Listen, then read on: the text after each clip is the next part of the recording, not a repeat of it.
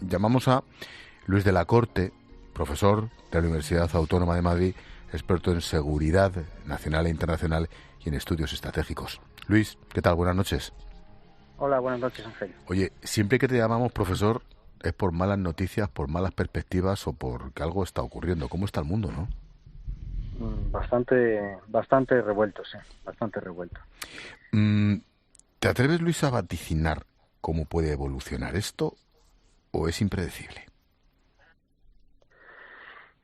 Sí, como tú has dicho, es imprevisible. Es imprevisible, pero hay que considerar las posibles derivadas o escenarios que se pueden generar. En una situación normal, una reacción de Israel a un ataque a su territorio, tal y como se solían producir, bueno, pues daría lugar a una intervención militar como la que se está desarrollando, con menos envergadura, que no necesariamente implicaría una operación terrestre. Pero lo que ha ocurrido en Israel no tiene precedentes. Y como no tiene precedentes, no es imaginable que genere una reacción similar a las anteriores. Va a haber una entrada muy dura en Gaza. La acción por aire ya está siendo muy dura, a mi juicio excesivamente dura. Y la cuestión es cómo va a responder, cómo se va a responder desde Líbano, cómo se va a responder desde Irán, cómo se va a responder desde Cisjordania. No lo sabemos. Pero lo que sí sabemos es que si ya hay un número elevadísimo de bajas civiles, ese número se va a multiplicar por muchas cifras. Seguro. Mira, última hora. Las fuerzas de defensa de Israel niegan la autoría del bombardeo sobre el hospital de Gaza. Dicen que se trataba de un cohete en dirección a Israel que pasó cerca del centro hospitalario y que por eso fue alcanzado. Gaza insiste en que el misil es de Israel. Esa es otra. La batalla por la información, ¿verdad? Sí, sí. Eso lo vamos a seguir viendo. Es una característica de los conflictos de nuestro tiempo. Y efectivamente uno no puede terminar de fiarse del todo de ninguna de las informaciones que se dan en medio de las operaciones. En general, jamás miente mucho más que Israel, porque no es un Estado, es una organización terrorista que hace de la mentira y del engaño una de sus herramientas fundamentales. Pero es verdad que Israel no está actuando de manera suficientemente quirúrgica en sus acciones. Así que se pueden haber cometido errores con consecuencias humanitarias catastróficas. Luis, capítulo Lobos Solitarios. El zumbao este de hace unos días en el instituto en París, en Francia, perdón. El de anoche en Bruselas. Claro, esta gentuza no necesita ninguna excusa, pero digamos que el ambiente tampoco ayuda.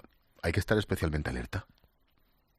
Sí, bueno, vamos a ver, esto es importante. La experiencia dice que el nivel de amenaza que podemos tener en Europa relacionada con la violencia, el terrorismo yihadista, está fuertemente correlacionado con cuáles son las situaciones en los focos de conflicto fuera de Europa que tienen un elemento yihadista.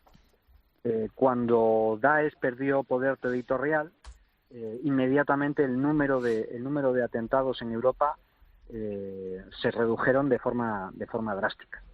Y cuando hay un conflicto en el mundo árabe musulmán que puede servir de reclamo, de referente para personas que están radicalizadas ya en Europa, eso aumenta el riesgo. Lo que sabemos del caso de Bruselas es que el individuo que cometió el atentado se había radicalizado hace ya mucho tiempo, tenía un largo historial en ese sentido y, por tanto, la causa fundamental, además reivindicó el atentado en nombre de Daesh, no ha sido la situación actual en Oriente Próximo. pero hay que tener muy en cuenta cuál ha sido el argumento principal del intento de justificación del atentado. Se supone que es una acción de venganza por los agravios que sufren los musulmanes. Eso incluiría, por supuesto, a los palestinos, y es un elemento a tener en cuenta de cara al futuro.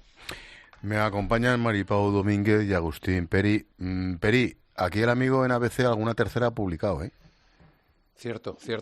Y muy buenas, y muy buenas. Muchas gracias. Hola, Luis.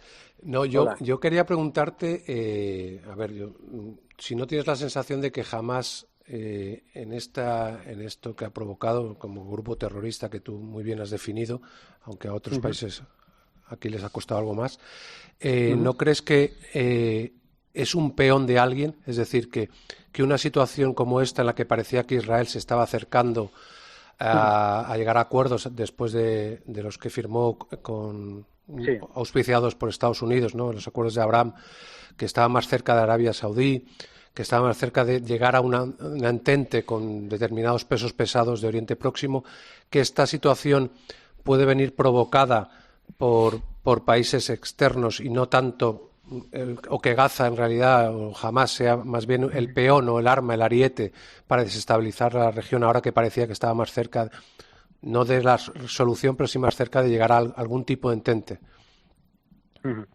Bueno, vamos a ver. Esa es una hipótesis que manejan la mayoría de los servicios de inteligencia en la actualidad, que la acción de Hamás hubiera sido teledirigida por Irán, que es al país al que te refieres, supongo. Entre otros, sí. Y es bastante probable, pero hay que demostrarlo.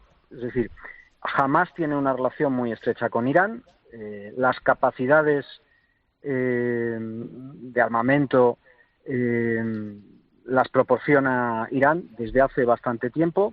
Hay informaciones que dicen que hubo una reunión donde estuvieron presentes responsables iraníes para preparar esa acción, pero eso tiene que confirmarse, todavía no está claro. Pero Hamás también tiene, intereses propios para generar una situación así. Y están relacionados con lo que has mencionado antes. Los cambios que se han producido en los últimos años en la política internacional respecto a Oriente Próximo estaban dejando el asunto palestino absolutamente marginado. Ya prácticamente nadie hacía caso a los palestinos y este era el gran temor que tenían, sobre todo las fuerzas radicales palestinas, que como consecuencia del desarrollo de los acuerdos de Abraham, nadie siguiera el asunto. Es decir, hay un interés de Hamás y de los grupos radicales palestinos en general en volver a poner en primera plana el conflicto de Palestina, como ha estado siempre durante muchas décadas como el principal problema en Oriente Próximo. Y probablemente la explicación final combina estos dos tipos de razones. Hay intereses de Irán y hay intereses de Hamás y del radicalismo palestino, que no del pueblo palestino, para generar esta situación de tensión y provocar a Israel como se le ha provocado. Maripau. Sí, profesor, buenas noches. Buenas noches. Está todavía por demostrar, como dice, la intervención y la participación de Irán en los atentados, ¿no? El soporte, la financiación, etcétera. Pero lo cierto es que Irán los ha celebrado. Sí. Y además en las últimas horas ha amenazado con lo que llama operación preventiva contra Israel si sigue bombardeando Gaza. Yo la impresión que tengo es que nos podemos equivocar si contemplamos lo que está ocurriendo como algo localizado en una zona. Yo creo que esto puede tener mucha más dimensión. Y no sé, bajo su punto de vista, hasta qué punto puede afectarnos, por ejemplo, a un país como España, ¿no?